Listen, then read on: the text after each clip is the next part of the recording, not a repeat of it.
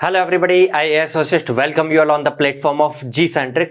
पिछले लेक्चर में equations of wave propagation start किया था हमने और वहीं रह गए थे हम, क्योंकि हमने वेव को समझने पर फोकस किया था पिछले लेक्चर में। आपको ये क्लियर हो गया होगा, अगर इलेक्ट्रोमैग्नेटिक वेव की बात करें तो इलेक्ट्रिक फील्ड और मैग्नेटिक फील्ड इंटेंसिटीज जो हैं वो टाइम के साथ साथ जिस डायरेक्शन में वेव प्रोपेगेट कर रही है उस डायरेक्शन के स्पेशल कोऑर्डिनेट के दोनों के लीनियर फंक्शन होते हैं। और जो हमारा जनरल रिप्रेजेंटेशन ऑफ वेव होता था वो भी इसी को फॉलो करके होता था, जो पहले शॉर्ट में हमने पिछले इलेक्ट्रोमैग्नेटिक फील्ड थ्योरी जो इलेक्ट्रोमैग्नेटिक फील्ड जो चैप्टर था उसमें डिस्कस किया भी था। अभी हम आगे बढ़ते हैं। अब इलेक्ट्रोमैग्नेटिक वेव तो समझ चुके हैं हम, उस वेव की इक्वेशंस जो है प्रोपेगेशन को शो करने वाली वो इक्वेशंस क्या होंगी ये समझते हैं। पिछले लेक्चर में हमने समझ लिया जब भी कोई वेव प्रोपेगेट कर रही होगी तो उस केस में प्रैक्टिकली उसका कुछ अटेन्युएशन होगा।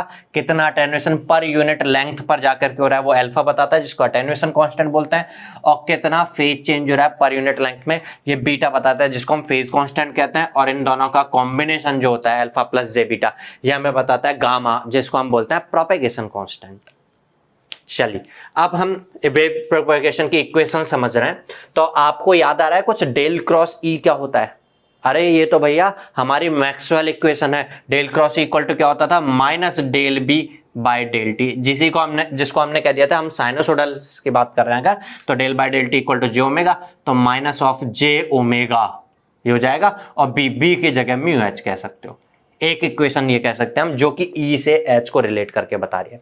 और डेल क्रॉस एच क्या होता था? ये सेकंड मैक्सवेल इक्वेशन और एक और होती थी जो होती थी J plus J D means displacement current density del D by del T.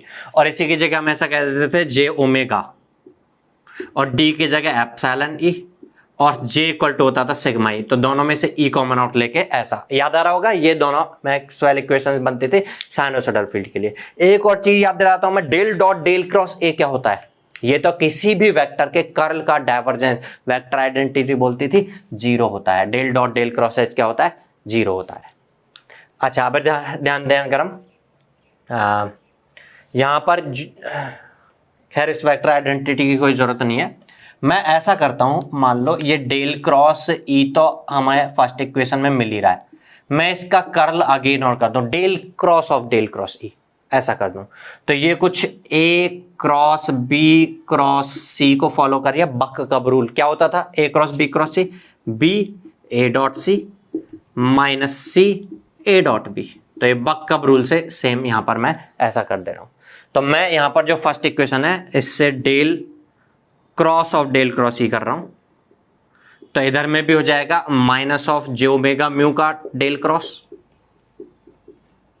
Mu H का, ठीक है। यहां बक कब रूल अप्लाई करेंगे तो बी मींस डेल कब C, B A dot C means del dot E, minus C means E, del dot del हो जाएगा del square E equal to, यहां पर अगर हम बात करें तो minus J omega mu common out हो जाएगा, क्योंकि ये स्पेशल कोऑर्डिनेट का फंक्शन नहीं होगा। ये फ्रीक्वेंसी जो होगी या मटेरियल जो होगा वो ऐसा नहीं अलग अलग जगह पर अलग अलग रो, हम होमोजीनियस मीडियम लेकर के चल रहे हैं। डेल क्रॉस एच, अब होमोजीनियस क्या होता है ये समझ चुके थे ना पहले, मीडियम्स के टाइप हमने समझे थे। ऐसा कुछ आ रहा है, अगर ऐसा आ रहा है तो डेल क्रॉस एच का वैल्यू हम सेकेंड इक्वेशन से सब्स्टिट्यूट कर सकते हैं।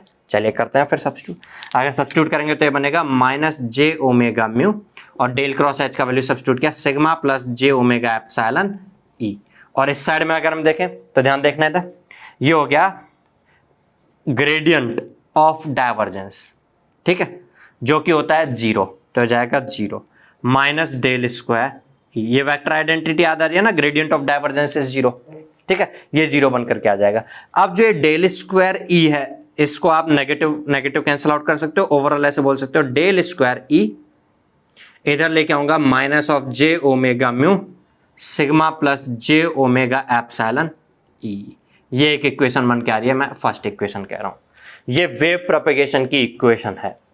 अगर मैं del cross of del cross E करने के बजाय del cross of del cross H करता, जैसे मैंने यहाँ पे डेल क्रॉस ई का कर्ल किया ना, इस वजह मैं डेल क्रॉस एच का कर्व करता, तो कर्ल करता अगर, तो डेल क्रॉस एच होता, सिग्मा प्लस जे ओमेगा एप्सिलॉन बाहर आ जाता, जैसे यहाँ पे जे ओमेगा भी बाहर है, और डेल क्रॉस ई होता। डेल क्रॉस ई की ये वैल्यू सब्स्टिट्यूट करते तो सिग्मा प्लस जे ओमेगा एप्सिलॉन तो बाहर आया हुआ है, J omega mu means same आ जाता, बस यहाँ पे एच बन रहा होता, और यहाँ पे del cross of del cross H बन रहा होता, तो डेल स्क्वायर एच आता, del of del dot H 0 बन जाता। तो ये इक्वेशन सिमिलरली अगर आप बनाओगे तो ऐसे बन जाएगी, del square H minus of J omega mu sigma plus J omega epsilon H equal to 0। ये सेकंड मैक्सवेल इक्वेशन है। ये दोनों इक्वेशंस होती हैं, यह दोनों इक्वेशंस को हम बोलते हैं equations of wave propagation in some medium. Medium कौन सा? जिस मीडियम की परमिटिविटी एप्सिलॉन कुछ होगी, जिस मीडियम का कंडक्टिविटी सिग्मा कुछ होगा, जिस मीडियम का परमिएबिलिटी म्यू कुछ होगा, और जो वेव प्रोपेगेट करी उसकी फ्रीक्वेंसी ओमेगा कुछ होगी। उस वेव की मैग्नेटिक फील्ड इंटेंसिटी एच होगी, या अगर हम ई की फॉर्म में समझें तो उस वेव की electric field intensity E vector होगी। तो ये इक्वेशंस को हम बोलते हैं इक्वेशन ऑफ वेव प्रोपेगेशन। दोनों इक्वेशंस के कॉम्बिनेशन को हम बोलते हैं equations of wave propagation in a medium. अच्छा, इन दोनों ही इक्वेशंस को अगर हम देखें तो मैं इस वाली इक्वेशन को ऐसे कह सकता हूं, डेल स्क्वायर ई माइनस ये जो टर्म है ना यहाँ पे J omega mu sigma plus जे ओमेगा एप्सिलॉन, इसको मैं गामा स्क्वायर कह दे रहा हूं, ई इक्वल टू 0। ऐसे अगर यहां पर देखें तो ये सेम ही तो है, J omega mu sigma plus जे ओमेगा एप्सिलॉन। जब ये गामा स्क्वायर है तो वो भी गामा स्क्वायर है, तो इसी को आप बोल सकते हो del square H minus gamma square H equal to 0। यहां पे जो ये गामा है, ये गामा वही है प्रोपेगेशन कांस्टेंट जो होता था। Here gamma is propagation constant, और वैल्यू क्या है गामा? गामा अगर कहोगे तो gamma square equal to this है, J omega mu sigma plus जे ओमेगा एप्सिलॉन। तो गामा क्या हो जाएगा? इसका रूट वैल्यू। अच्छा, आप ध्यान से देखना, आप जिसको कैलकुलेट करो उसमें रियल पार्ट भी इमेजिनरी पार्ट भी, मींस ये कॉम्प्लेक्स वैल्यू आएगा। ये जो कॉम्प्लेक्स वैल्यू आएगा उस कॉम्प्लेक्स का रियल पार्ट होगा अटेन्यूएशन कांस्टेंट, उस कॉम्प्लेक्स का इमेजिनरी पार्ट होगा फेज कांस्टेंट। आप ध्यान से समझिएगा, पिछले लेक्चर में हमने वेव को समझा था कि वेव जब, पिछला लेक्चर बहुत इंपॉर्टेंट है, अगर किसी को भी 100% अगर उसमें कॉन्फिडेंस नहीं है तो एक बार पहले वो लेक्चर जरूर वापस से देख लेना, ठीक है, तब आगे बढ़ना, क्योंकि वो ट्रांसमिशन लाइंस के लिए भी वेव इक्वेशंस के लिए इंपॉर्टेंट है, और ये किसी भी मीडियम के लिए भी इंपॉर्टेंट है, जो अगले यूनिट में हम काम में भी लेने वाले हैं इसी चीज को, ठीक है। तो मैं क्या बोल रहा था, वहां हमने समझा था प्रोपेगेशन कांस्टेंट हमें बताया था कि मीडियम में किस तरह की प्रॉपर्टी है, किस तरह की कैरेक्टरिस्टिक है कि वेव प्रोपेगेट कर रही है तो धीरे धीरे अटेन्यूएट हो रही है या लॉसलेस प्रोपेगेशन है, वेव आगे बढ़ रही है तो किस रेट के साथ उसका फेज चेंज हो रहा है। ये सब कुछ हमारे मीडियम में कैसे प्रोपेगेट हो रही है ये बता देता है हमारा प्रोपेगेशन कांस्टेंट। और ये प्रोपेगेशन कांस्टेंट यहां पर इस तरीके से आ रहा है। अगर हम ट्रांसमिशन लाइन में भी ऐसी ही फॉर्म में कुछ इक्वेशन बना पाए, सेम फॉर्म में अगर हम इक्वेशन बना पाए, तो उस फॉर्म को देख के हमें गामा वहां से भी मिल जाएगा, और गामा मिल जाएगा तो अल्फा और बीटा मिल जाएंगे। गामा पहला सेकेंडरी पैरामीटर हो जाएगा, फिर एक सेकेंडरी पैरामीटर और रह जाएगा। वो एक सेकेंडरी पैरामीटर क्या होगा वो भी हम समझेंगे, ठीक है। तो अब हम देखते हैं, ये इक्वेशंस हमने समझ ली। आप एक बार इसको पॉज करिएगा स्क्रीन को और नोट्स बना लीजिएगा। नोट्स नहीं बनाना है तो स्क्रीन शॉट लेकर के रख लीजिएगा इसको, ठीक है। ये इंपॉर्टेंट है, यूज में आने वाली हैं दोनों इक्वेशंस जो हमने डिराइव किए हैं। उसके बाद हम अब डिस्कस करेंगे ट्रांसमिशन लाइन में ये इक्वेशंस किस तरह की नजर आएंगी। अभी यहाँ पर हमने कोई ट्रांसमिशन लाइन थोड़ी कंसीडर किया, हम तो सिंपल किसी मीडियम के अंदर इलेक्ट्रिक फील्ड मैग्नेटिक फील्ड कैसे होंगे, इलेक्ट्रोमैग्नेटिक वेव के वो किन रिलेशनशिप को फॉलो कर रहे होते हैं, वो रिजल्ट फाइंड किया है, उससे इक्वेशंस कैलकुलेट किया है। ट्रांसमिशन लाइन के लिए देखते हैं, चलिए इसको। किसी मीडियम में वेव प्रोपेगेशन से रिलेटेड वो इक्वेशंस आ गई थी। अब हम ट्रांसमिशन लाइन में कैसे वेव प्रोपेगेट हो रही होगी, क्या इक्वेशन को फॉलो करेगी, ये समझने के लिए एक ट्रांसमिशन लाइन जिसमें वेव जेड डायरेक्शन में प्रोपेगेट हो रही है। हम ये समझ चुके थे सोर्स से लोड की डायरेक्शन में वेव प्रोपेगेट होती है, तो सोर्स इस डायरेक्शन में, लोड इस डायरेक्शन में। सोर्स से लोड की डायरेक्शन को मैंने जेड मान लिया है, आप चाहें तो एक्स मान लीजिए, आपको आप चाहें तो इसको वाई भी मान सकते हैं, ठीक है। अभी मैंने हाल फिलहाल जेड कंसीडर किया है। मैंने एक छोटा सा पीस लिया है ट्रांसमिशन लाइन का, और ये पीस का जो लेंथ है ये डेल जेड है। तो यहाँ पे अगर मैं जेड वाले कोऑर्डिनेट की वैल्यू कुछ फिक्स कुछ भी मानता हूँ, मान लो जेड है, तो इधर थोड़ा आगे जाके जेड प्लस डेल जेड हो जाना चाहिए, क्योंकि लेंथ डेल जेड है। चलिए, अब ये तो फिजिकल मैं ट्रांसमिशन लाइन कंसिडर कर रहा था। अगर इसी का इलेक्ट्रिकल इक्विवेलेंट देखें तो इस ट्रांसमिशन लाइन के जो सेकेंडरी पैरामीटर्स हैं वो है आर, एल, जी और सी। इसका मतलब आर ओम पर मीटर में होगा, एल हेनरी पर मीटर में होगा। पर मीटर में ना हमारी लेंथ अगर 1 मीटर होती तो आप कह देते इसका जो रेजिस्टेंस हम समझ चुके थे ना, इलेक्ट्रिकल इक्विवेलेंट में रेजिस्टर और इंडक्टर सीरीज में आते हैं, कैपेसिटर और कंडक्टेंस इसमें पैरेलल में आता है, शंट में आता है। तो अगर ये 1 मीटर का होता तो इस रेजिस्टेंस की वैल्यू आर बोलते, लेकिन ये 1 मीटर का नहीं बल्कि कितनी लेंथ का है, डेल जेड लेंथ का है, इसलिए आप इसके रेजिस्टेंस को आर इंटू डेल जेड बोलोगे ना भाई। पर मीटर का रेजिस्टेंस आर है तो डेल जेड लेंथ का कितना हो जाएगा, R into del Z. 2 metre का कितना होता है, 2 आर हो जाता है ना। ऐसे डेल जेड का कितना हो गया, डेल जेड इंटू आर। ऐसे इंडक्टेंस 1 मीटर का एल है तो डेल जेड का हो जाएगा L into del Z, capacitance हो जाएगा सी इंटू डेल जेड और कंडक्टेंस हो जाएगा जी इंटू डेल जेड। ऐसा कुछ है इस ट्रांसमिशन लाइन में। ये वाले जो पॉइंट है, ये वाला पॉइंट कोऑर्डिनेट जेड है इसका, और ये वाला जो पॉइंट है इसका coordinate Z plus del Z है। इस जेड वाले पॉइंट पर इसके जो दोनों टर्मिनल्स हैं, इसके अक्रॉस जो वोल्टेज है वो वोल्टेज मैं मान रहा हूं वी जेड कॉमा टी। अच्छा ध्यान से समझिएगा, क्या हम जो सिग्नल ट्रांसमिट कर रहे हैं वो एसी है या डीसी है?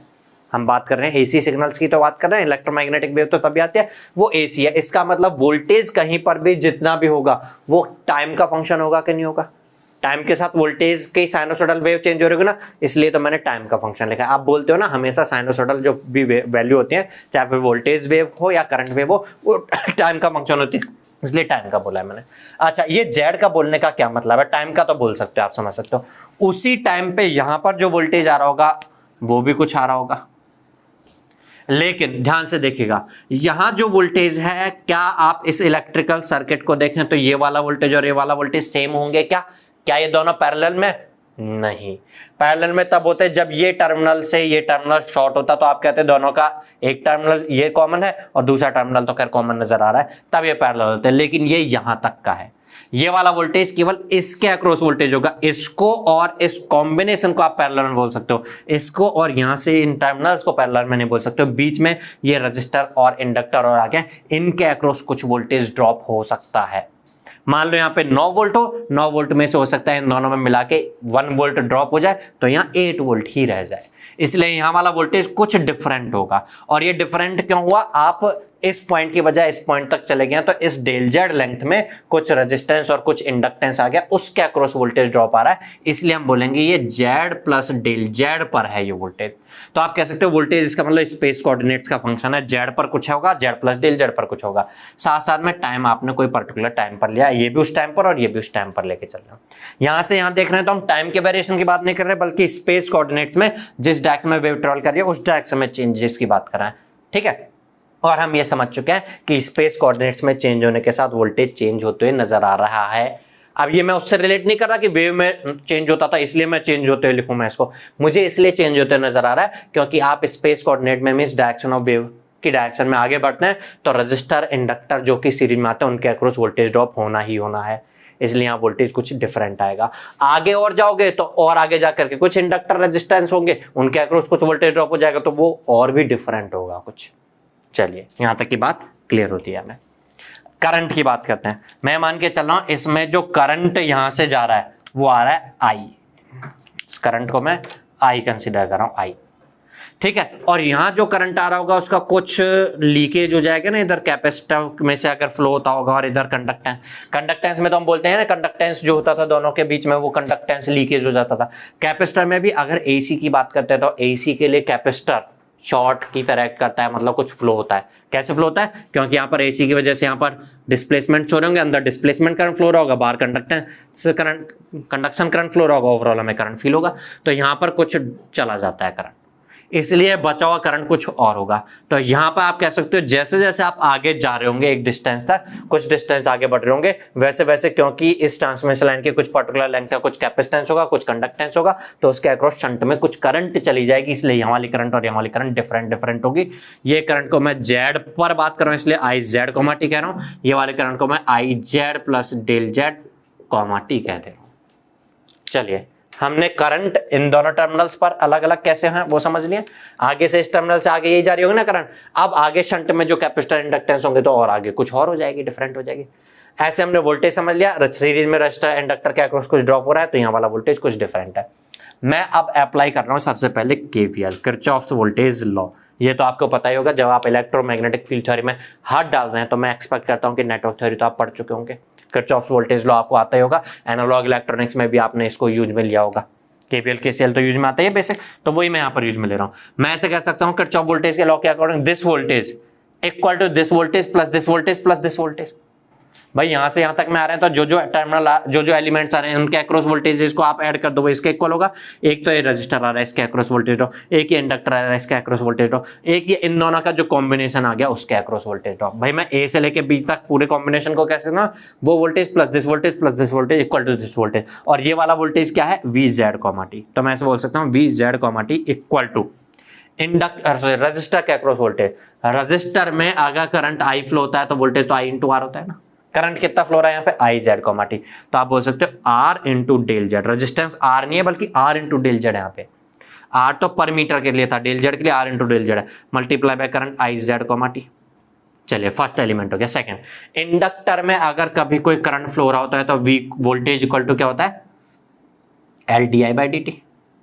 पता है ना, वोल्टेज इंडक्टर के across V equal to L D I by D T. तो यहाँ पर वोल्टेज इक्वल टू हो जाएगा एल, एल का मतलब इंडक्टेंस, इंडक्टेंस है एल डेल जेड, ठीक है। और D I by D T में डी बाई डी टी का मतलब जे ओमेगा कह सकता हूँ ना मैं यहाँ पर, हमारी इलेक्ट्रोमैग्नेटिक फील्ड थ्योरी में जहाँ पर डी बाई डी टी है वो जे ओमेगा है, तो हो जाएगा जे ओमेगा, या फिर मैं ऐसे कह रहा हूँ L into del Z J omega, और आई, आई क्या है यहाँ पे आई जेड कॉमा टी है, आई जेड कॉमा टी प्लस ये वोल्टेज हो गया, ये वोल्टेज हो गया। अब इस वोल्टेज की बात करते हैं। ये वोल्टेज अगर मैं बात करूं तो यहां पर ये वोल्टेज हो जाएगा इस कैपेसिटर के अक्रॉस वोल्टेज और इसके अक्रॉस वोल्टेज, इन दोनों को जो रिजल्टेंट है वो ए और बी टर्मिनल के अक्रॉस वोल्टेज है, ए बी कहूं, और वही तो V Z comma G Z plus del Z comma T है। ये वाला वोल्टेज ही तो है ना वोल्टेज, तो मैं इनके वोल्टेज इसको कैलकुलेट करने के बजाय ये इस फॉर्म में लिख सकता हूँ सीधे सीधे। तो मैं लिख दे रहा हूँ यहाँ पे V Z plus del Z comma. अब ये दोनों टर्म तो करंट से रिलेटेड है और ये दोनों टर्म वोल्टेज से रिलेटेड है, वोल्टेज टर्म्स को एक साथ लिख रहा हूं मैं। तो मैं ऐसे कह रहा हूं V Z plus del Z comma T minus V Z comma T, उधर ले गया हूं मैं, इक्वल टू इनको इधर लेके आ रहा हूं, माइनस आ जाएंगे दोनों, माइनस ऑफ दोनों में डेल जेड कॉमन आउट लेके साथ में यहां डिवाइड कर दे रहा हूं, ठीक है। और ये है R I Z comma T plus I Z comma T, दोनों में से कॉमन आउट ले लो, I R plus J omega I Z comma T. वापस बता रहा हूं मैं क्या किया है मैंने, इस वोल्टेज वाली टर्म में से इसको ले जाके माइनस किया और इस साइड इनको लेके आ गया हूं, तो ये तो नेगेटिव हो जाएंगे, तो ये दोनों नेगेटिव हो गए।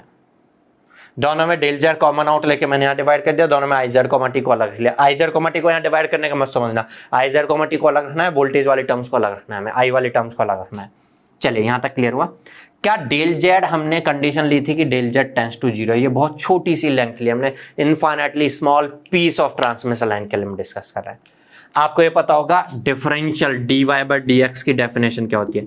D Y by D X की डेफिनेशन होती है del Y by del X with limit del X tends to zero. बचपन में पढ़ा होगा ना डिफरेंशिएशन का डेफिनेशन, ठीक है। इसी को आप ऐसे बोल सकते हो डेल वाई मतलब change in Y, change in Y means Y two minus Y one divide by del X limit del X tends to zero.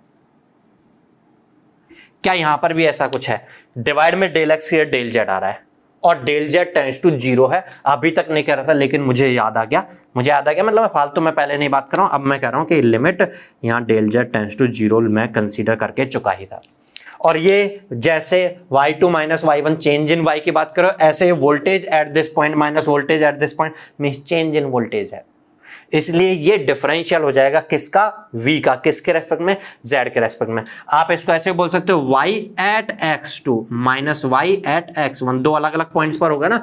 मैं अगर यहां पर चेंज इन ये स्लोप की बात कर रहा हूं तो ये x1 पर y की वैल्यू और ये x2 पर y की वैल्यू, ये डेल y होता है और ये डेल x होता है जो डिवाइड हम कर रहे होते हैं, ठीक है। तो ये वही चीज है, ठीक है। तो आप जब लिख रहे होते हो तो ऐसे लिखते हो ना, इसको dy बाई डी एक्स, ऐसे लिखते हो डी वाई एट 2 या D Y at 1, D Y लिखते हो ना सिंपल सिंपल, ऐसे मैं यहां पर लिखूंगा तो इसको लिखूंगा डी डी वी।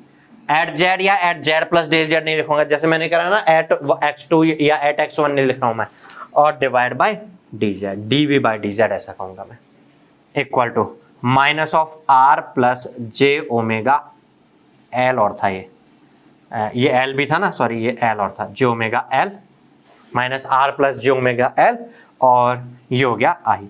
अब z पर है या z प्लस डेल z पर है उससे कोई मतलब नहीं है, क्योंकि मैंने बोल दिया डेल z टेंड्स टू 0 है, तो मैं z बोलूं या z प्लस डेल z बोलूं कोई फर्क नहीं पड़ता अगर स्पेशल कंडीशन के साथ बोल रहा हूं मैं। तो ये फर्स्ट इक्वेशन आ गई dv बाई डी जेड की। चलिए ये एक इक्वेशन निकल करके आ गई है, अभी और आगे हम देखेंगे। अब हम अप्लाई करते हैं यहां पर इस वाले नोड पर Kirchhoff's current law, KVL apply किया, अब केसीएल अप्लाई करके देखते हैं। तो देखिएगा, चलिए केसीएल अप्लाई कर रहे हैं तो मैं ऐसा कह सकता हूं कि इस नोड पर इनकमिंग करंट इक्वल टू हो जाएगा आउटगोइंग करंट जो भी है, तो एक तो करंट इधर जा रहा है और कुछ करंट इधर लीकेज भी हो गया ना, तो इनकमिंग करंट जो आ रहा है वो है आई Z comma T. Outgoing current एक ये जा रहा है, ये वाला करंट कितना जा रहा होगा, आप कह दोगे ये वाला करंट भी दो पार्ट्स में जा रहा है, ये प्लस ये, तो दोनों पार्ट लेंगे। ये वाला पार्ट क्या होगा, किसी कैपेसिटर के अक्रॉस अगर वोल्टेज पता हो, भाई पता है ना ये वाला वोल्टेज क्योंकि ये पैरेलल में, तो इसके अक्रॉस वोल्टेज, इसके अक्रॉस वोल्टेज ये वाला ही तो होगा। तो वोल्टेज पता हो तो आई इक्वल टू होता है ना C D V by D T. तो करंट हम कह सकते हैं कि इसमें जो जा रहा होगा वो सी मतलब कैपेसिटेंस, और D V by D T means ये वाला वोल्टेज का डिफरेंशियल। तो आप कह दोगे दिस करंट इक्वल टू, पहला तो ये करंट, और ये करंट है कैपेसिटेंस की वैल्यू सी नहीं बल्कि सी इंटू डेल जेड है, D by D T of V V, मतलब वी क्या है यहाँ पर V Z plus del Z comma T, और del by D by D T की जगह हम जे ओमेगा लिख सकते हैं यहाँ पे, J omega V Z plus del Z comma T minus sorry plus एक करंट ये वाला भी जा रहा है। अच्छा, किसी रजिस्टर के अक्रॉस वोल्टेज पता हो अगर, तो हम करंट इक्वल टू बोलते हैं वी बाई आर, और अगर ये रजिस्टर ने होकर के 1/r इक्वल टू कंडक्टेंस होता है ना, तो रेजिस्टेंस की बजाय कंडक्टेंस होता है, जी इंटू वी कह सकते हो। तो आप कह सकते हो इसमें जो करंट जा रहा होगा वो जाएगा कंडक्टेंस मल्टीप्लाई बाय वोल्टेज, तो G plus del Z multiply by voltage है V Z plus del Z comma T, plus ये वाला करंट, और ये करंट हो जाएगा I Z plus del Z comma T. अब करंट वाली टर्म्स को अलग कर रहा हूं, वोल्टेज वाली टर्म्स को अलग कर रहा हूं, जैसा यहाँ पे क्या था कुछ कुछ वैसे ही कर रहा हूं, स्पीड के साथ आप समझ सकते हो। Z plus del Z comma T में से उधर ले जाके माइनस कर दिया, Z comma T equal to, इनको इधर लेके आया, दोनों में डेल जेड कॉमन था, इसको डिवाइड कर दिया, रह गया डेल जेड के बाद सी, एक मिनट पहले इसमें से डेल जेड गया तो G, V Z plus del Z comma T को बाहर निकालूंगा मैं, इधर रह गया जे ओमेगा इंटू सी, और नेगेटिव हो गया इधर आकर के, भाई वही काम कर रहा हूं बिल्कुल सेम जो यहाँ पे क्या था, और ये हो गया V Z plus del Z comma T. यहाँ पर कंडीशन वही है सेम, हमने लेंथ ऑफ ट्रांसमिशन लाइन जो लिया वो इनफाइनाइटली स्मॉल लिया, डेल जेड टेंड्स टू 0 है, इसलिए ये हो जाएगा D I by D Z, D I by D Z equal to minus of G plus J omega C, और अगर मैंने जेड टेंड्स टू 0 बोल लिया तो एट जेड बोलूं या at Z plus del Z बोलूं उससे मतलब नहीं निकलता है, मैं सिंपल वी बोल दे रहा हूं। जैसे मैंने सिंपल यहाँ पे आई बोल दिया था ना, अब बोलोगे टी क्यों नहीं लिया, टी इसलिए लिया क्योंकि टी के रेस्पेक्ट में हम डिफरेंशिएशन देख ही नहीं रहे, तो टी कोई सा भी टाइम हो टी फिक्स मान लिया हमने, पर्टिकुलर किसी पर्टिकुलर एक फिक्स टाइम पर लेकर के चल रहे हैं। ये दोनों इक्वेशंस बन के आ गए हैं, D I by D Z equal to V की फॉर्म में और D V by D Z I की फॉर्म में। अब ध्यान से देखना, अगर मैं इस फर्स्ट वाली इक्वेशन का एक बार और जेड के रेस्पेक्ट में डिफरेंशियल करूं तो D square by D Z square बनेगा, इधर में ये तो जेड के फंक्शन है नहीं, ये बाहर निकल जाए D I by D Z मिलेगा, जो D I by D Z मिलेगा उसको इस इक्वेशन से पुट कर सकते हैं। या कोई ऐसा करता है नहीं, इसका जेड के रेस्पेक्ट में डिफरेंशियल करता है, D square by D Z square equal to minus of G plus G omega से आउट हो जाएगा D V by D Z, D Y by D Z आप इस इक्वेशन से पुट कर दोगे, तो ऐसे पुट करने के बाद डबल डेरिवेटिव की फॉर्म में इक्वेशंस बन के आएंगी। क्या बनेगी देखिएगा, इधर मैं क्या कर रहा हूं, मैं जो ये वाली इक्वेशन है फर्स्ट इक्वेशन, इसको डेरिवेटिव कर रहा हूं विद रिस्पेक्ट टू जेड, तो ये बनेगा D square V by D Z square equal to minus of R plus J omega L, क्योंकि जेड के फंक्शन नहीं आउट हो जाएंगे, D I by D Z. अब D I by D Z आप सब्स्टिट्यूट कर दोगे यहां से, तो हो जाएगा D square V by D Z square equal to minus of R plus J omega L, और D I by D Z क्या हो जाएगा, minus of G plus J omega C, minus minus plus हो जाएगा, G plus जे omega C V. इस term को इधर लेके आ जाऊं तो ये बन जाएगा D square V by D Z square equal to sorry इधर लेके आ रहा हूं, minus of R plus J omega L G plus J omega C V equal to 0। अगर इसी के बजाय आप उल्टा काम करते, इसका डबल डिफरेंशियल करते, तो यही D square I by D Z square बन के आ रहा होता। डीवी बाई डी जेड की यही वैल्यू सब्स्टिट्यूट करते तो यहां पर पहले आर प्लस जे ओमेगा लगा था, पुट करने के बाद जी प्लस जे ओमेगा सी बना था, यहां पर जी प्लस जे ओमेगा सी पहले से रहेगा और ये पुट करोगे तो आर प्लस जे ओमेगा एल वहां से आ जाएगा। मतलब ये कोफिशिएंट बिल्कुल सेम आएंगे, आई की फॉर्म में बन जाएगी इक्वेशन। तो सिमिलरली मैं कह रहा हूं कि आई की फॉर्म में बना ही लोगे ना आप, इतना तो मेरे को कॉन्फिडेंस है आप लोग के ऊपर, आप बना लोगे D square I by D Z square minus of R plus J omega L. R plus J omega L कैसे आएगा, जब आप डीवी बाई डी जेड की वैल्यू सब्स्टिट्यूट करोगे यहाँ पे, जी प्लस जे ओमेगा सी पहले से है और दोनों नेगेटिव नेगेटिव पॉजिटिव हो जाएंगे, इसलिए इधर आके नेगेटिव हो जाएगा और साथ में ये D V by D Z put करोगे आई की फॉर्म में, आई इक्वल टू 0। ये दोनों इक्वेशंस बन गई।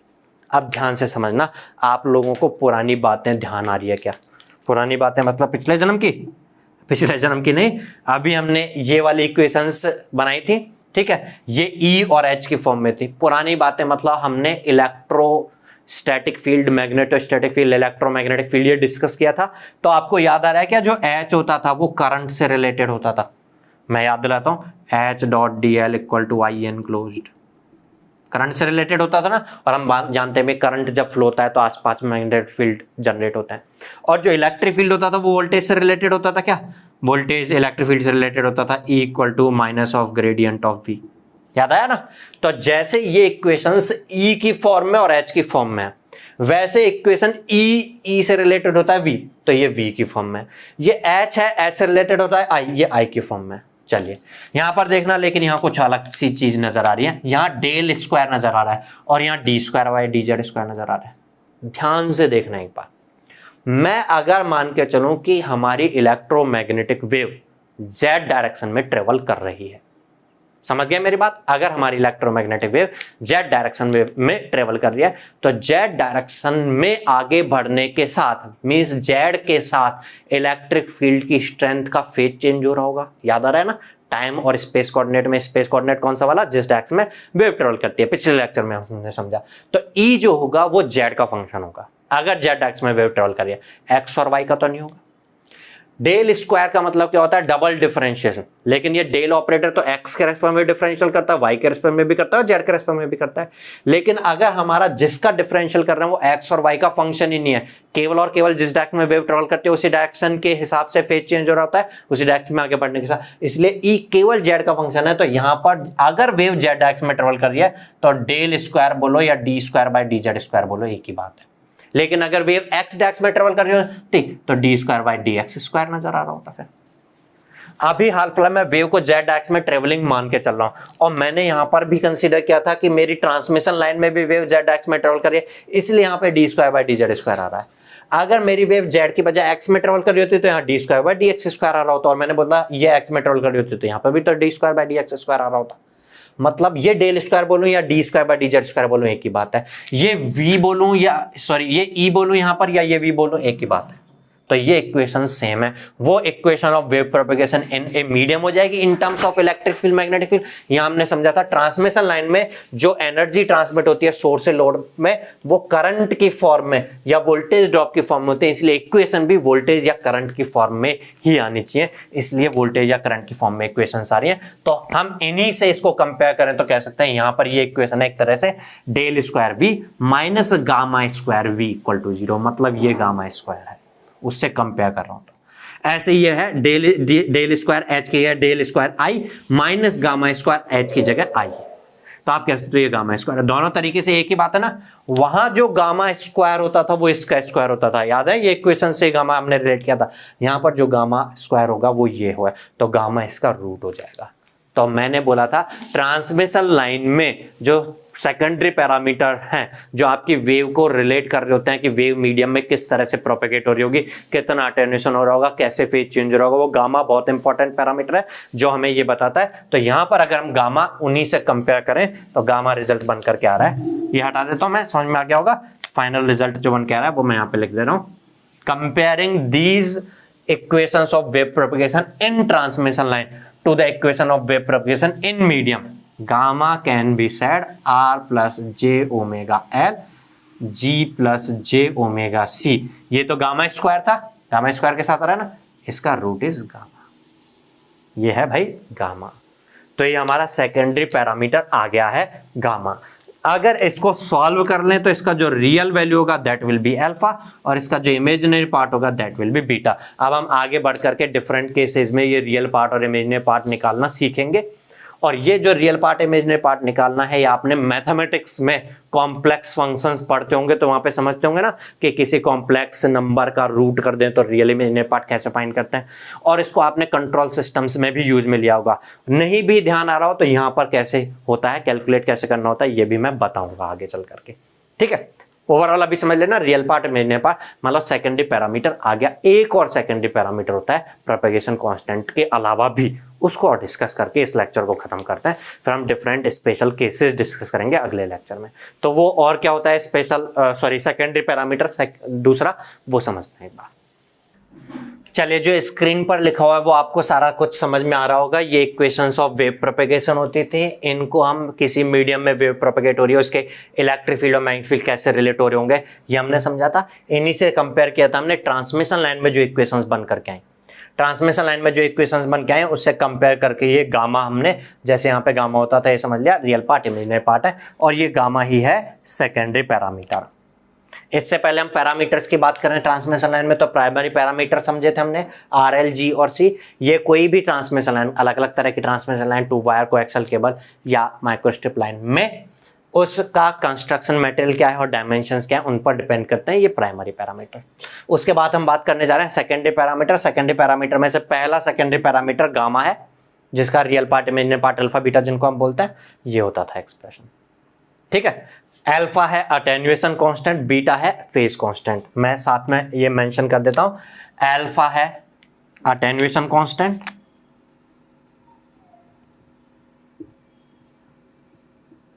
और बीटा है फेज कांस्टेंट, और ये पर यूनिट लेंथ में होते हैं सारे। और इस गामा को हम बोल देते हैं अल्फा प्लस जे बीटा कॉम्बिनेशन को प्रोपेगेशन कांस्टेंट, भूल ना जाना, प्रोपेगेशन कांस्टेंट, यह प्रोपेगेशन कांस्टेंट है, ठीक है। इसके अलावा एक और होता है सेकेंडरी पैरामीटर दूसरा, जिसको हम बोलते हैं characteristic impedance of transmission line या intrinsic impedance of transmission line. हालांकि ट्रांसमिशन लाइन के केस में जनरली कैरेक्टरिस्टिक इंपीडेंस ही वर्ड मिलेगा आपको, लेकिन अगर किसी मीडियम की बात करेंगे तो उसको इंट्रिंसिक इंपीडेंस भी बोल देता है, बट दोनों में से कुछ भी बोल दे एक ही बात है। जेड नॉट से इन जनरल ये रिप्रेजेंट होता है, क्या होता है ये आप समझते हैं। अच्छा, जैसे आपको ये वर्ड सुनाई देता है इम्पीडेंस, तो इम्पीडेंस आते आपके माइंड में क्या घूमने लगता है, कुछ रेजिस्टेंस जैसा होता है, वैसे होता है ना। अगर हम वोल्टेज और करंट का रेशियो देखें तो ये रेजिस्टेंस होता है, लेकिन ये तब होता है जब हमारे सर्किट में प्योर रेजिस्टिव एलिमेंट ही हो, कोई भी रिएक्टिव एलिमेंट ना हो, तब वी और आई का रेशियो आर होता है। लेकिन अगर हमारे जो सर्किट है उसमें इंडक्टर कैपेसिटर मतलब रिएक्टिव एलिमेंट्स हो तो वी और आई का रेशियो आर नहीं बल्कि जेड होता है। इंपीडेंस मतलब ये होता है ना वोल्टेज और करंट का रेशियो, और जेड जो होगा उसका एक रियल पार्ट भी होगा और एक उसका इमेजिनरी पार्ट भी होगा, ठीक है। उसके रियल पार्ट को हम रेजिस्टेंस बोल देंगे और इमेजिनरी पार्ट को रिएक्टेंस बोल देंगे। मतलब अगर कैरेक्टरिस्टिक इंपीडेंस की बात करें, इंपीडेंस की, तो ये भी एक तरह का ऐसा ही कुछ इंपीडेंस होगा। मतलब ये इंपीडेंस क्या है, अगर कोई कैरेक्टरिस्टिक इंपीडेंस को बोले तो आप बोलोगे ये वोल्टेज का और करंट का रेशियो है। क्या है ये? वोल्टेज और करंट का रेशियो है। और ये वोल्टेज और करंट का रेशियो कहां पर है, अब हम ये समझते हैं। तो देखना, हमारी ट्रांसमिशन लाइन में अगर हम वोल्टेज और करंट फाइंड करना चाहें तो वोल्टेज और करंट अभी तक हमारे पास है ही नहीं। अगर हमें ये पैरामीटर समझना है तो वोल्टेज और करंट का रेशियो देखना है। वोल्टेज और करंट हमारे पास नहीं है, बल्कि वोल्टेज की एक डिफरेंशियल इक्वेशन की फॉर्म में रिलेशनशिप, करंट की एक डिफरेंशियल इक्वेशन की फॉर्म में रिलेशनशिप आ रही है, और ये दोनों differential equation second order differential equations हैं। मैथमेटिक्स में आपने फर्स्ट ऑर्डर की बजाय हायर ऑर्डर की डिफरेंशियल इक्वेशंस को सॉल्व करना सीखा होगा, याद आ रहा होगा, CF प्लस PI करके आता है। अगर उसी तरह से इन इक्वेशंस को सॉल्व कर लें हम तो V, जैसे वहां पर डिपेंडेंट वेरिएबल y होता है, y इक्वल टू आता है, ऐसे यहाँ V इक्वल टू आ जाएगा। तो I फाइंड करने के लिए हम ये वाली इक्वेशन को सॉल्व कर लेंगे। तो अब हम इन इक्वेशन को सॉल्व करना है हमें। अगर हम देखें तो ये सेकेंड ऑर्डर की डिफरेंशियल इक्वेशंस हैं, ठीक है। तो हम पहले इस वाली इक्वेशन को सॉल्व कर रहे हैं। इक्वेशन है d² V/dz² minus gamma square V equal to 0। आप ये कह सकते हो यहाँ पर v डिपेंडेंट वेरिएबल है, z इंडिपेंडेंट वेरिएबल है। अच्छा, सेकंड ऑर्डर की इक्वेशन को सॉल्व करना होता है तो उसके लिए हम ऑक्सिलरी इक्वेशन लेकर के लेते हैं ना। तो यहाँ ऑक्सिलरी इक्वेशन क्या हो जाएगी, D square minus gamma square equal to 0। इतना आपको नॉलेज होगा, मैं एक्सपेक्ट कर रहा हूँ डिफरेंशियल इक्वेशंस को सॉल्व करना। D square equal to gamma square, तो यहाँ से डी की वैल्यू आ जाएगी प्लस माइनस गामा। अगर ऑक्सिलरी इक्वेशन के रूट्स, दो रूट आ रहे हो, जैसे यहाँ पे एक प्लस गामा है माइनस गामा है, और दोनों डिफरेंट हो, तो याद आ रहा है आपको, दो रूट अगर एक m1 आए दूसरा m2 आए, तो जो CF होता है इसका कॉम्प्लीमेंट फैक्टर, ये होता है C1 e raise to power m1x plus C2 e raise to power m2x। मैं याद दिला रहा हूँ डिफरेंशियल इक्वेशन को जब सॉल्व करते हो, लेकिन ऐसा तब होता है जब हमारी डिफरेंशियल इक्वेशन y का x के रेस्पेक्ट में डिफरेंशियल की फॉर्म में हो, इस तरीके से।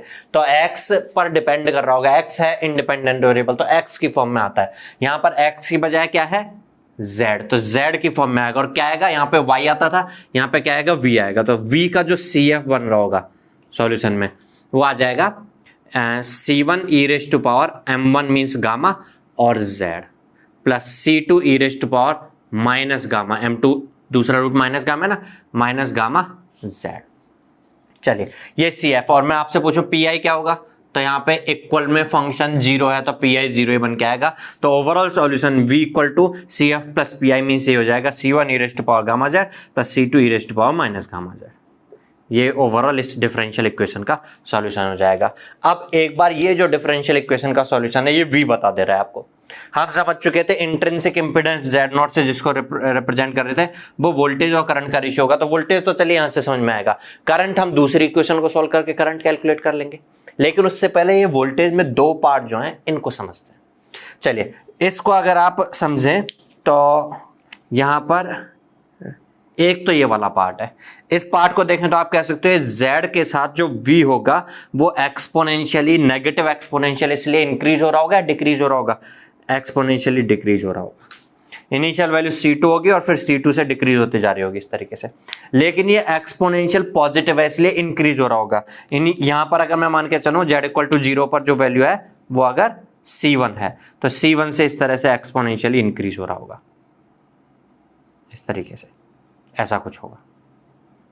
समझ में आती है बातें, ठीक है। अच्छा अगर ये बात क्लियर हुई है तो इसमें से एक पार्ट तो जो है वो Z डायरेक्शन में आगे जाने पर डिक्रीज हो रहा है, दूसरा पार्ट ऐसा है जो Z डायरेक्शन में आगे जाने पर इंक्रीज हो रहा है। रेड कलर में ये वाला पार्ट जो है C1 e raise to power gamma Z वाला जो पार्ट है, ऐसा समझ में आ रहा है। और Z डायरेक्शन कौन सी डायरेक्शन थी, जिसमें हमारी ट्रांसमिशन लाइन हम कंसिडर कर रहे थे, उस ट्रांसमिशन लाइन से सोर्स से लोड की डायरेक्शन Z मानी थी ना मैंने अभी, सारी कैलकुलेशन उसी पर तो हम बेस करके चल रहे हैं कि Z डायरेक्शन में वेव प्रोपेगेट हो रही है, तो Z डायरेक्शन में वेव प्रोपेगेट हो रही है। यहाँ पर Z डायरेक्शन में एक पार्ट तो डिक्रीज हो रहा है और Z डायरेक्शन में दूसरा पार्ट इंक्रीज हो रहा है। अब ध्यान से समझना एक बात, कभी कोई वेव आगे जा रही हो तो प्रैक्टिकली देखें तो मीडियम में कुछ लॉस होता है, इसलिए धीरे धीरे उसकी स्ट्रेंथ डिक्रीज होती जाती है। जिस डायरेक्शन में आगे बढ़ रहे होते हैं स्ट्रेंथ उस डायरेक्शन में डिक्रीज होती जाती है, कभी भी ऐसा नहीं होगा कि इंक्रीज होती जाए।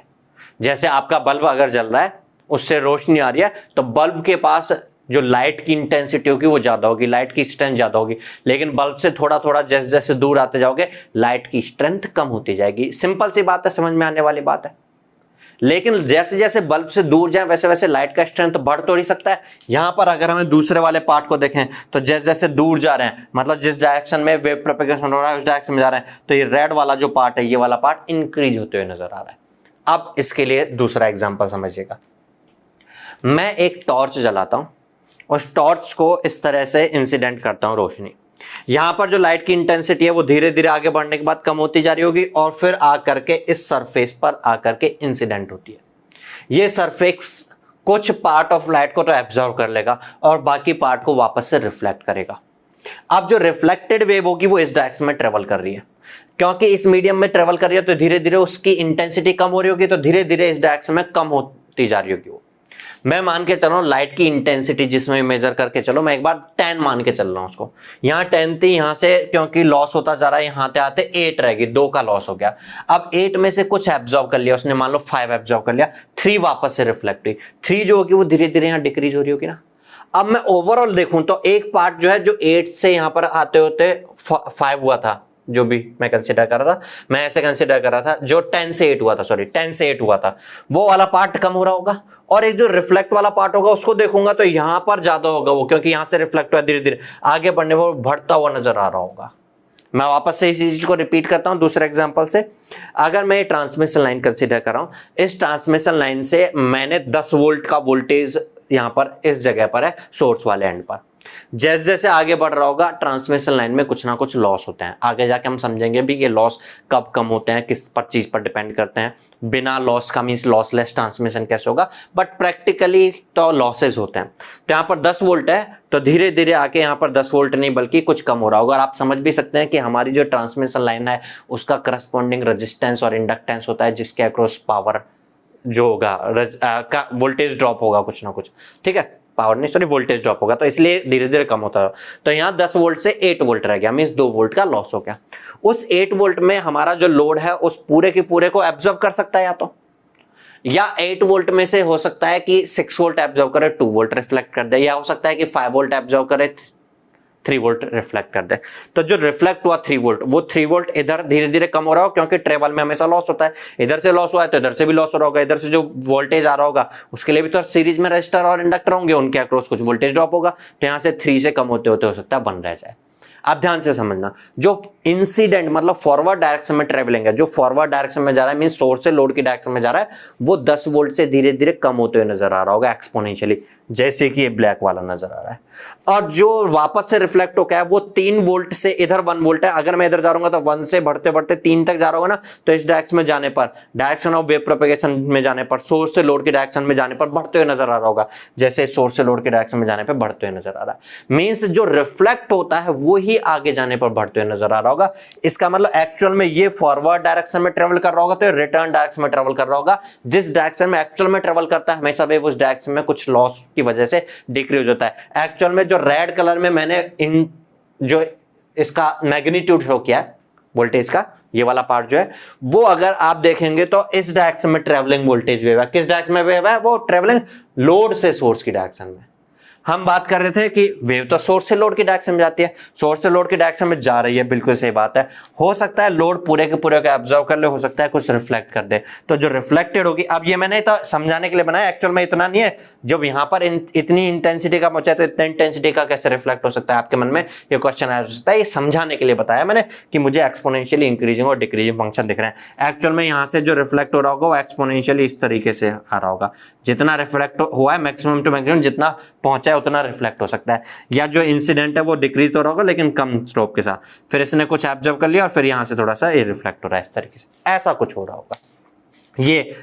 ये C2 e raise to power minus gamma Z वाला है और ये C1 e raise to power plus gamma Z है। ये एक्चुअल में इस डायरेक्शन में ट्रेवल है और इस डायरेक्शन में जिस डायरेक्शन में प्रोपेगेट होती है उसमें डिक्रीज होते हुए नजर आ भी रहा है।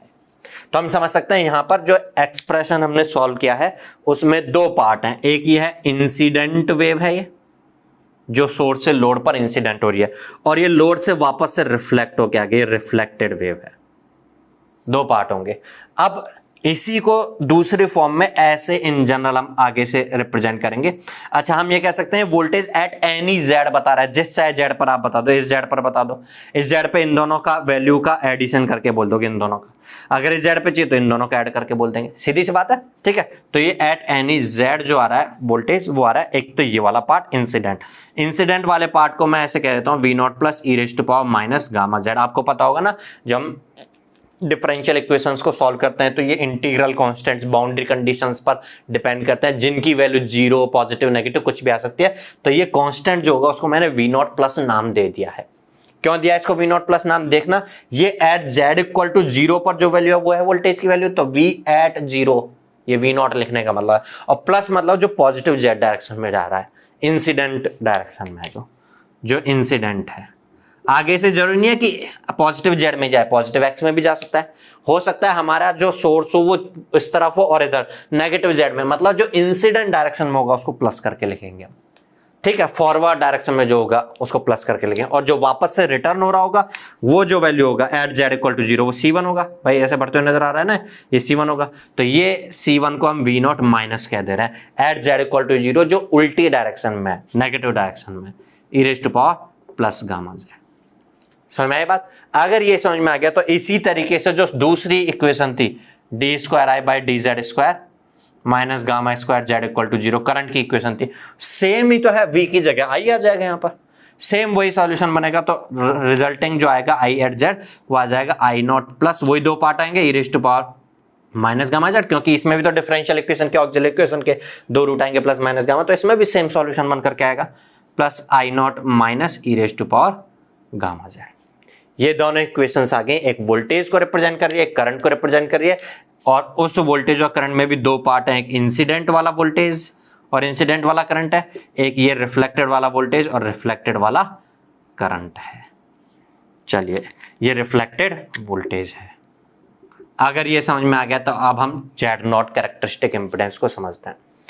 हमें समझ में तो आ गया था कैरेक्टरिस्टिक इंपेडेंस वोल्टेज और करंट का रेशियो होगा। अब कौन से वोल्टेज और करंट का रेशियो होता है समझिएगा।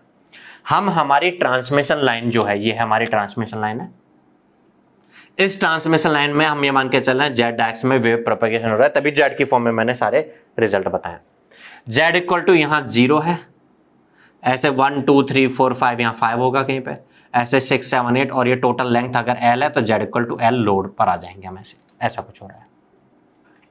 बात समझ में आती होगी? अगर ये बात समझ में आती तो देखना, अगर मैं जेड इक्वल टू 0 पर 1 पर 2 पर किसी भी पॉइंट पर वोल्टेज बताऊं तो वोल्टेज के दो पार्ट है, इंसिडेंट रिफ्लेक्टेड, और सॉरी ये रहा, और करंट के भी दो पार्ट है, इंसिडेंट और रिफ्लेक्टेड। जो इंट्रिंसिक इंपेडेंस होगा वो वोल्टेज और करंट का रेशियो होगा, बट टोटल वोल्टेज और टोटल करंट का नहीं होगा। या तो इस डायरेक्शन में जाती हुई वेव के वोल्टेज और करंट का रेशियो होगा, या इस डायरेक्शन में आती हुई वेव के वोल्टेज और करंट का रेशियो होगा, टोटल का नहीं होगा। ये ध्यान समझ लेना। तो आप कैरेक्टरिस्टिक इंपेडेंस की डेफिनेशन लिख सकते हैं, एक बार मैं लिखवा देता हूं फिर रिजल्ट तक हम पहुंचेंगे। लिखेगा characteristic impedance at any point of transmission line is the ratio of either forward traveling voltage and current wave or reverse traveling voltage and current wave। एक नोट और लिखवाऊंगा मैं इसके साथ, उसके लिए थोड़ी जगह छोड़ दीजिएगा, यहां समझना एक बार। जेड नॉट क्या है? फॉरवर्ड ट्रेवलिंग वोल्टेज और current wave. Forward travelling voltage तो है ना V naught plus E raise to power minus gamma Z, और करंट क्या है? I naught plus E raise to power minus gamma Z, ये फॉरवर्ड के लिए। बट मैंने दूसरा तरीका ये बताया कि ऐसा भी ले सकते हैं कि ये रेशियो रिवर्स ट्रेवलिंग वोल्टेज और करंट का रेशियो लेकर के चलें। अगर ऐसा लेकर के चलेंगे रिवर्स ट्रेवलिंग का तो ये हो जाएगा, रिवर्स ट्रेवलिंग मीन्स रिफ्लेक्टेड, तो ये V naught minus e raise to power plus gamma Z by I naught minus e raise to power plus gamma Z. अच्छा, अगर मैं ये रेशियो देखूं तो ये दोनों कैंसिल आउट हो जाएंगे, ये दोनों कैंसिल आउट हो जाएंगे, तो V naught plus by I naught plus आ जाएगा। V naught plus by I naught plus is Z naught. और अगर यहां पर देखो तो ये भी कैंसिल आउट हो जाएंगे। इन दोनों ही केसेस में समझ में आया, किसी भी जेड पर कैलकुलेट कर रहा होता मैं, जेड इक्वल टू 0 पर पुट कर रहा होता तो यहाँ जेड 0 होता, 5 कर रहा होता तो यहाँ 5 पुट करते आप, लेकिन कोई मतलब ही नहीं रह गया नहीं तो कैंसिल हो जाना है, इसलिए किसी भी जेड पर हो सेम रहता है। समझ लेना, कैरेक्टरिस्टिक इंपेडेंस जो होगा पूरी ट्रांसमिशन लाइन में एक जैसा होगा, बशर्ते कि अब ये ट्रांसमिशन लाइन कोई दूसरी टाइप की लग जाए, अलग लग जाए। मतलब जो एक जैसी ट्रांसमिशन लाइन है, एक ही टाइप की है। जैसे आप मान के चलो कि पहले 2 वायर ट्रांसमिशन लाइन लग रही है, अब 2 वायर के बाद कोएक्सल लगा दें तो इस कोएक्सल में अलग होगा। ये पूरी 2 वायर चाहे 1 मीटर की हो, 50 मीटर की हो, 100 किलोमीटर की हो, हर जगह पर सेम कैरेक्टरिस्टिक इंपेडेंस होगा। और ये अगर 2 वायर लाइन फिक्स RLGC की हो, मतलब एक ही तरह की 2 वायर ट्रांसमिशन लाइन। 2 वायर में भी तो अलग अलग तरह की हो सकते हैं ना, अलग अलग R, अलग अलग L या G या C अलग अलग हो रहे हैं उनमें, ठीक है, डिफरेंट डिफरेंट, तो वो डिफरेंट हो जाए। एक जैसी ट्रांसमिशन लाइन के स्टार्ट से लेके एंड तक हर जगह पर कैरेक्टरिस्टिक इंपेडेंस सेम होता है, ठीक है, क्योंकि ये Z पर डिपेंड नहीं कर रहा। अब ये V not plus by I naught plus कहो या V not minus by I naught minus कहो, ठीक है। तो नोट में लिखवा रहा था, लिखिएगा नोट, 2 नोट है यहाँ पर। नोट नंबर 1 लिखना, characteristic impedance for a transmission line is independent of the position on the transmission line। किसी भी पोजीशन पर कैलकुलेट करो सेम ही बनेगा। समझ में आया होगा ये? दूसरा पॉइंट लिखेंगे आप, इसी में नोट सेकंड मेंशन कीजिएगा। कैरेक्टरिस्टिक इंपेडेंस में हमने वोल्टेज और करंट का रेशियो देखा है। If the ratio of voltage and current is for forward traveling wave, then characteristic impedance is positive. And if it is in reverse traveling wave, V naught minus N I naught minus, it is negative. तो यहाँ पर एक फर्क जो है थोड़ा सा वो ये है कि अगर आप इस रेशियो को देखोगे तो जेड नॉट नहीं आएगा बल्कि नेगेटिव ऑफ जेड नॉट आएगा, या उल्टा आप ऐसे भी कह सकते हो। मतलब आपको ध्यान रखना है Z naught equal to V naught plus by I naught plus होता है, आगे यूज में आएगा, और Z naught equal to V naught minus by I naught minus का नेगेटिव होता है, या इसको मैं नेगेटिव इधर भेज दूं, ये होता है। रेशियो ये हुई है लेकिन साइन अपोजिट है, फेज अपोजिट बन करके आ रहा है। ठीक है, ये बात ध्यान रखनी है। अब आप बोलोगे सर समझा तो दो, ऐसा कैसे ध्यान रख लें हम, तो ये रटना है लेकिन समझना भी है। समझेंगे अभी नहीं, इसको जाके हम आगे जाके समझेंगे, और मेरे ऊपर विश्वास रखिएगा, मैं इसको बिना समझाए नहीं छोड़ने वाला हूं। समझाऊंगा लेकिन अभी नहीं समझाऊंगा, मैं अभी नहीं समझ में आने वाला है, क्योंकि इसको हम समझेंगे जब तक ये चैप्टर खत्म होगा, तब तक इस चीज को रट के ही रखना है। लेकिन ये चैप्टर खत्म होने के बाद जब नेक्स्ट चैप्टर स्टार्ट होगा, नेक्स्ट यूनिट स्टार्ट होगी, प्लेन वेव प्रोपेगेशन, वहां से ही सारा क्लियर हो जाएगा। तब तक के लिए इसको रट के रखिएगा, और फिर यहां पर मेंशन करेंगे हम उसको समझने के बाद कि क्यों ये रेशियो नेगेटिव होता है। तब तक रट सकते हैं आप, बस एक चीज तो रटवा रहा हूं, और ज्यादा कुछ रटनी नहीं है हमें, और इसका भी रीजन हम समझेंगे, उसके बाद सब पिक्चर क्लियर हो जाएगी। क्या V naught plus by I naught plus Z naught, V naught minus by I naught minus is also Z naught but negative sign के साथ। ठीक है, चलिए ये तो हुआ वी नॉट जेड नॉट का कैरेक्टरिस्टिक इंपेडेंस का डेफिनेशन। अब क्या V naught plus I naught plus पता है हमें? V naught plus I naught plus ये पता है क्या? V naught minus I naught minus ये पता है क्या हमें? जब यही नहीं पता तो ये कैसे जेड नॉट कैसे पता चलेगा? हमने ये हमने डिफाइन करने डेफिनेशन के हिसाब से समझ लिया कि होता है, लेकिन ये ही नहीं पता हमें V naught plus I naught plus. मैं बोला था बाउंड्री कंडीशंस पर डिपेंड करती हैं, जो ये इंटीग्रल कांस्टेंट्स होते हैं। कहाँ है? कोई बाउंड्री कंडीशंस हैं क्या हमारे पास? कोई कंडीशंस नहीं है। कुछ बोला है कि उसने कि v at Z equal to 0 इतना है, जेड इक्वल टू 5 पे इतना हो जाएगा, ऐसा कुछ बोला है क्या उसने? बाउंड्री कंडीशंस यही तो होती थी, y at x equal to 0 इतना है, 1 पर इतना है, इनफाइनाइट पे इतना है। उस हिसाब से आप उन कंडीशंस को अप्लाई करके और उसके बाद इंटीग्रल कांस्टेंट्स को कैलकुलेट करते थे। नहीं है हमारे पास। तो ये अगर डेफिनेशन के फॉर्म में बोले तो कैरेक्टरिस्टिक इंपेडेंस है। फॉर्मूला क्या होता है कैरेक्टरिस्टिक इंपेडेंस का, वो देखिएगा। आपको याद आ रहा होगा कि आपने प्रोपेगेशन कांस्टेंट का फॉर्मूला समझा था, और propagation constant gamma equal to आया था r प्लस जे ओमेगा एल जी प्लस जे ओमेगा सी, दोनों के मल्टीप्लीकेशन का root. Characteristic impedance Z naught, ये एक प्राइमरी पैरामीटर होता था, सॉरी सेकेंडरी पैरामीटर होता था, जिसका रियल पार्ट और इमेजिनरी पार्ट अल्फा बीटा होता था। एक दूसरा सेकेंडरी पैरामीटर है जेड नॉट, वो है आर प्लस जे ओमेगा एल और जी प्लस जे ओमेगा सी के मल्टीप्लीकेशन की बजाय आर प्लस जे ओमेगा एल में जी प्लस जे ओमेगा सी डिवाइड करना, उल्टा नहीं कर देना, ये चीज ध्यान रखनी है, और इसका रेशियो। ये होता है कैरेक्टरिस्टिक इंपेडेंस। कॉम्प्लेक्स नंबर में कॉम्प्लेक्स नंबर डिवाइड करेंगे, रिजल्ट कॉम्प्लेक्स आएगा, रूट करेंगे तो कॉम्प्लेक्स आएगा, तो ये रिजल्ट एक कॉम्प्लेक्स वैल्यू आएगी। उस कॉम्प्लेक्स वैल्यू का एक रियल पार्ट होगा, एक इमेजिनरी पार्ट होगा। किसी स्पेशल केसेस में हो सकता है रियल पार्ट ना रहे, केवल इमेजिनरी पार्ट आ जाए, किसी स्पेशल केस में हो सकता है इमेजिनरी पार्ट ना रहे, रियल पार्ट आ जाए, बट जनरल केस तो ये होगा। तो इस कैरेक्टरिस्टिक इंपेडेंस के रियल पार्ट को हम बोल देंगे कैरेक्टरिस्टिक रेजिस्टेंस, और इमेजिनरी पार्ट को हम बोल देंगे कैरेक्टरिस्टिक, क्या होता है imaginary part? Reactance, characteristic reactance. तो ये दो सेकेंडरी पैरामीटर्स हमने समझे। ध्यान समझना, प्राइमरी पैरामीटर आरएलजीसी डायमेंशंस पर डिपेंड करता है, सेकेंडरी पैरामीटर गामा आरएलजीसी पर डिपेंड कर रहा है, जेड नॉट भी आरएलजीसी पर डिपेंड कर रहा है। सेकेंडरी पैरामीटर प्राइमरी पैरामीटर्स पर डिपेंड करता है, प्राइमरी पैरामीटर्स के फंक्शंस की फॉर्म में होता है। प्राइमरी पैरामीटर डायमेंशंस पे डिपेंड करता है, सेकेंडरी पैरामीटर प्राइमरी पैरामीटर पर डिपेंड करते हैं। तो आप कह सकते हो इनडायरेक्टली सेकेंडरी पैरामीटर्स भी डायमेंशंस पर डिपेंड करेंगे, क्योंकि आरएलजीसी डायमेंशंस और कंस्ट्रक्शन पर डिपेंड कर रहे हैं, तो वो डिपेंड कर रहे हैं। तो सेकेंडरी क्योंकि प्राइमरी पर डिपेंड कर रहे हैं, तो इनडायरेक्टली, डायरेक्टली तो आप एक्सप्रेशन ये बोलोगे आरएलजीसी की फॉर्म में, लेकिन इनडायरेक्टली डायमेंशंस के साथ कुछ ना कुछ रिलेशनशिप होगा। अभी ये लेक्चर काफी लंबा हो गया और लंबा हो जाएगा अगर मैं डायमेंशंस के साथ रिलेशनशिप्स बताने लग जाऊं कैसा होगा। ये रिलेशनशिप हम समझेंगे नेक्स्ट लेक्चर के भी अगले लेक्चर में, लेकिन उससे पहले अब हम नेक्स्ट लेक्चर में कुछ special cases of transmission lines discuss करेंगे। उन special cases of transmission lines के लिए ये सेकेंडरी पैरामीटर्स क्या बनकर के आएंगे वो डिस्कस करेंगे, प्रॉब्लम प्रैक्टिस करेंगे। उसके बाद मैं इन्हीं सेकेंडरी पैरामीटर्स को डायमेंशंस के साथ कैसे रिलेट कर सकते हैं वो बताऊंगा, और उसके बाद उससे रिलेटेड प्रॉब्लम डिस्कस करेंगे। तो मिलते हैं नेक्स्ट लेक्चर में, तब तक के लिए गुड बाय, थैंक यू।